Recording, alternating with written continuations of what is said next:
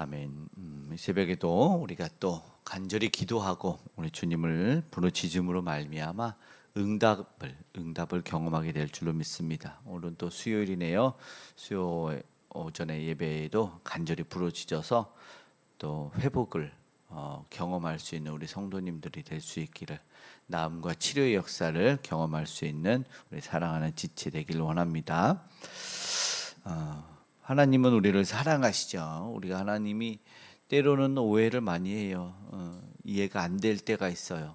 왜냐하면 하나님은 우리의 생각을 넘어서는 분이기 때문에 그렇습니다. 네, 우리의 지식으로는 우리의 그 자금으로 그 큰 분을 다 담을 수가 없어서 우리는 부분을 담고 그 하나님을 안다 말하기도 하고 그렇게 교만하기도 한데, 사실은 하나님을 우리는 다 담아내고 이해할 수 없습니다.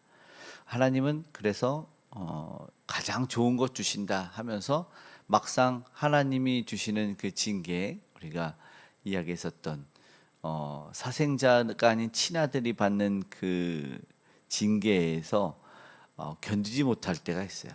네, 안타까운 부분이 있을 수 있죠. 그러나 하나님은 궁극적으로 우리 인생을 너무나 사랑하십니다. 그런데 우리가 하나님을 사랑하지 못하죠. 그래서 하나님한테 드리는 것을 아까워합니다. 하나님에게 좋은 것, 귀한 것을 드리면 좋겠는데 그러지 못합니다. 어떻게 하면 우리는 가장 귀한 것을 드릴 수 있는 참 믿음의 사람이 될 수 있을까 생각해 봐야 됩니다. 레위인은 죄를 담당했다. 결국은 그것은 생명을 담당한 것이죠. 결국은 우리들이 삶에서나 주위에서도 보게 된다면 목숨보다 귀한 것이 없어요. 그래서 내 목숨만 구해준다면, 뭐 영화나 드라마에서 나오는 이야기가 아니라 내 모든 것을 다 내주겠다 이렇게 말합니다. 뭐 당장 죽는데 움켜쥐고 있는 재물이 무슨 소용이 있겠습니까? 그러니까 그것도 다 내주겠다 말하는 것을 보게 됩니다. 그만큼 소중한 것이 생명인데, 하나님께 나아감을 경험했을 때 그 죄 사함으로 말미암았고, 하나님에게 나아가지 못했을 때, 그리고 우리가 계속해서 왔을 때 불순종과 반역과 하나님에 대한 이 모든 것을 인정하지 않았을 때에 대한 형벌은 죽음이었습니다. 네, 땅이 삼켰고 불이 살랐고 전염병이 돌아서 하나님에게 죽어나갔을 때, 와, 이것이 얼마나 두려운 일인가 무서운 일인가를 알았습니다. 결국에는 하나님과 인간관계를 회복시키는 이 레위인의 역할이 얼마나 소중한가를 알게 됐습니다. 결국 지금의 레위인은 뭐 우리 이 시대 속에서 존재하지 않더라도 그 의미는 분명히 해야 되겠죠. 하나님에게 우리가 나아갈 수 있도록 만들어주는 일은 사실은 굉장히 중요합니다. 그것은 전도도 되고 복음을 전파하는 선교도 될 것입니다. 이것은 굉장히 중요하죠. 뭐 오늘 11조를 드려서 이 일을 감당하는 레위인이 이걸 생계로 받아들였다고 했을 때는 모두가 이 공동체적인 책임, 그리고 하나님께 내가 가장 귀한 것을 드린다는 그들에 있어서의 신앙 고백이기도 하거든요. 그리고 하나님은 그것을 그냥 너희들 믿음대로 사실은 뭐 드려라, 이 차원을 넘어서서 아예 규정을 했습니다. 규정을 했기 때문에 마땅히 드려야 되는데, 우리가 아는 대로 인간의 그 악함은 그러지 못해요. 그래서 이 땅에 살다 보면은 하나님께 어떤 걸 드리냐면, 내가 가장 귀한 것을 떼어놓는 것, 이걸 해야 되는데 아니라 잉여를 드립니다. 다 하고 남은 거. 그런 모습을 보일 때 보이지 않는 하나님이라고 해서 그럴지 모르지만 하나님이 기뻐하시겠습니까? 그러면서 보이지 않는 하나님한테 복을 구하는 것은 사실은 가당치 않죠. 예전에 경기도의 한 작은 교회에서 신앙의 연륜이 조금 있는 권사님이 시험에 들었어요. 교회에서 목사님에게서 시험이 들었나 봐요.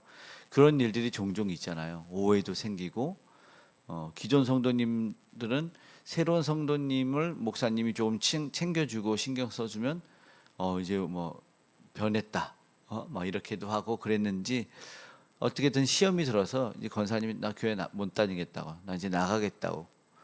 아이고, 그거 어떻게 해요? 물론 목회자 입장에서는 잘 위로를 해드렸어야 되는데, 나가겠다고 하니까 뭐 어떻게 하냐 그랬더니 근데 중요한 건 나가는 게 중요한 게 아닌 것 같아요. 내가 드린 여태까지 헌금을 다 내놔라 이렇게 한 거죠. 얘기를 듣긴 했는데 그리고 직접 그걸 들었다고 눈앞에서 보았다는 말을 들었는데 야 이게 점검을 해야죠. 그것도 평신도도 아니었어요. 뭐 한두 달 다닌 것도 아니고 오랜 경륜의 연륜이 깊은 권사님이 그런 말을 했다고 하니 이 무슨 일인가. 우리 주변에 이런 일들이 일어나는구나. 보면은 그런 거예요. 신앙생활을 했다 오래 했다 하면서 그 오래 하신 분들 찾아보면 하는 행동들을 보면은 그럴 때가 있어요. 결국은 내 거였어요. 내 소유. 내가 그걸로 통해서 한마디로 하나님과의 관계 속에서의 신앙 고백적인 그 신앙의 믿음의 삶을 산 것이 아니라 다 보이는 삶을 육신적인 삶을 살아냈고 그것에 대한 태클이 들어왔을 때 참지 못하고 분내하는 것을 보게 되는 거예요. 결국은 그곳에 하나님이 없어요. 그러니까 하나님이 없는 신앙생활에서 문제가 그것이에요. 가장 귀한 것을 드릴 수 있는가? 없다는 거죠. 그러니까 다른 잉여분을 드리게 되는 겁니다. 그런데 하나님은 첫 소산, 가장 귀한 것, 그것을 받기를 원하시는 것은 하나님이 무슨 욕심쟁이입니까? 그게 아니라 너희가 가장 귀한 것을 드릴 수 있나에 대한 믿음의 시험이죠. 그것을 드릴 수 있을 때 모든 것을 드릴 수가 있습니다. 하나님은 그 드린 것을 통해서 사실은 뭐가 아니라 하나님을 인정하느냐라는 것이죠. 현대적인 적용도 그렇고 오늘 본문에서 굳이 얘기하는 것을 자세히 살펴보면 어떤 것이냐면 이스라엘 백성들이 하나님에게 드리잖아요. 그러면 하나님이 레위인에게 11조를 받고 11조를 받아서 그 레위인에게 그것을 주거든요. 이 구조가 돼 있어요. 꼭 그 구조를 거쳐요. 무슨 말이냐면 너희는 11조를 가져다가 제사장에게 주어서 제사장 먹고 살아가 아니라 너희는 11조를 나에게 바쳐라. 그리고 20절에 끝났던 말씀이 뭐냐면 분기시다. 내가 너희의 분기시다고 말한 것처럼 그 처음으로 11조를 얘기해서 결국 이스라엘 백성들이 드린 것 하나님이 받고 하나님을 분기수로 삼는 이스라엘 백성은 그 하나님에게 주시는 11조로 삶을 살아가게 됩니다.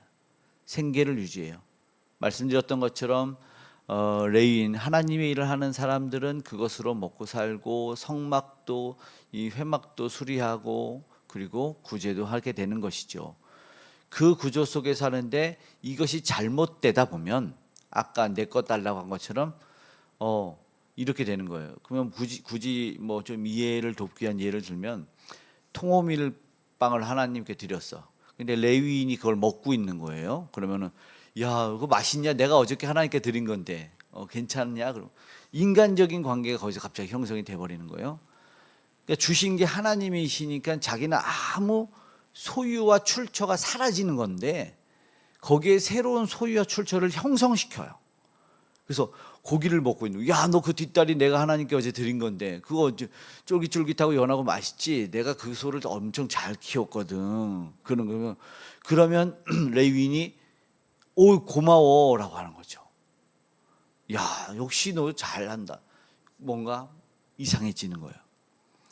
그러면 그 소유와 출처에 대한 하나님의 개념만 남았어야 되는데 이게 형성이 되는 거예요. 이걸 원하지 않으셨어요. 근데 이것이 형성이 되다 보니까 내 것이 되는 거예요. 현대판 주인 의식은 좋죠. 교회를 내 것처럼 여기고 하는 것은 좋은데 교회가 진짜 내 거가 되는 거예요. 그렇게 하다 보면 나를 위해서 제사를 드리는 제사는 내가 주는 것으로 먹고 사니까 나의 수하나 소유물이 되는 거예요. 여기서 이제 잘못된 것들이 출발하게 되는 것이죠.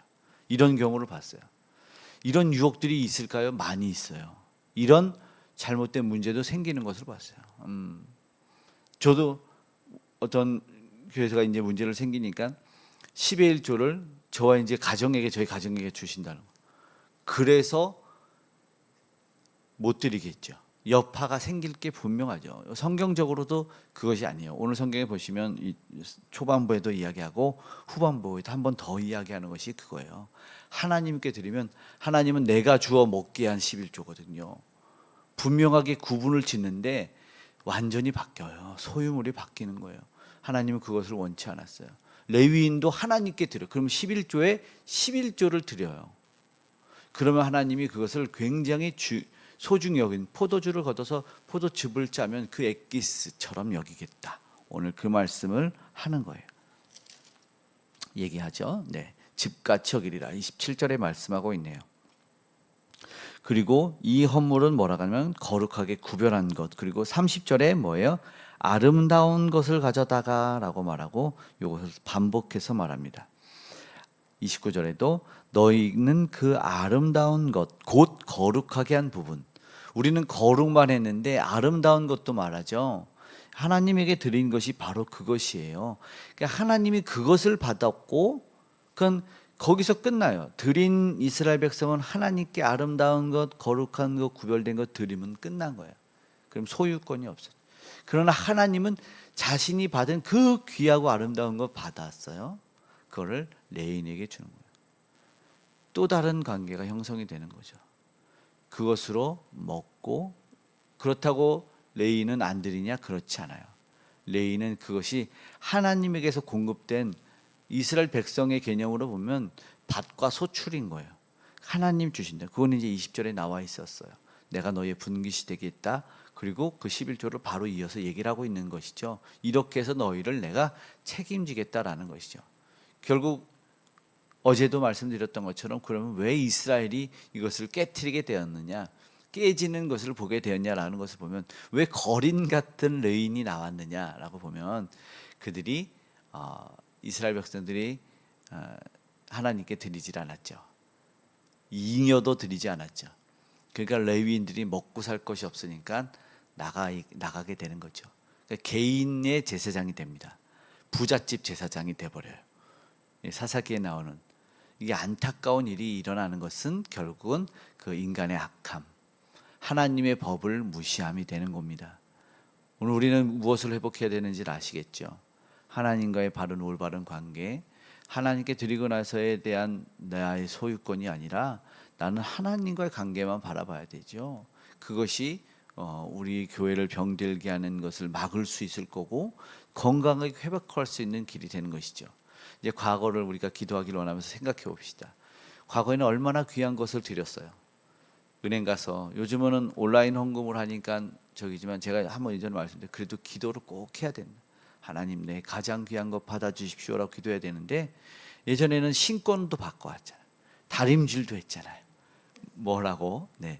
왜냐하면 그게 하나님께 드리는데 그냥 드림이 아니에요. 네. 뭐 닦으신 분도 있는지 모르겠어. 머리도 맞춰야 되고 다 맞춰서 드려야 돼. 재정부에서 흩어버리겠지만 나는 맞춰서 드려. 그거 하나님께 상관없어요. 그러면 이제 하나님께 드렸는데 막 재정부에서 흩어서 너 왜 내가 드린 헌금 흩어? 이게 안 되는 거예요. 그거는 거기에서 할 일이고 난 하나님께 가장 귀한 것 드린 것으로 나의 모든 것 드림으로 끝내야 돼. 오늘도 우리는 가장 귀한 것 하나님에게 드리고 있는지, 잉여를 드리고 있는지. 사실 이 하루의 시작 새벽 드림도 너무 귀하다고 말씀드릴 수 있는 게 가장 귀한 첫 시간을 드리는 거예요. 네. 피곤해도 힘들어도 나올 수 있는 그 마음 하나님이 받으셨으니까 좀 졸리면 기도하시다 주무시기도 하고 또 피곤하면 못 나와도 그 마음 받아달라고 하면 하나님이 그 마음 받으실 줄 믿습니다. 오늘도 우리가 가장 귀한 것 드릴 때 가장 귀하게 여겨주신 하나님 안에서 참된 평화와 은혜를 누릴 수 있는 저와 여러분들에게 간절히 소망합니다. 아멘. 기도하겠습니다. 사랑의 아버지 하나님, 고마워 감사합니다. 오늘 우리가 드리는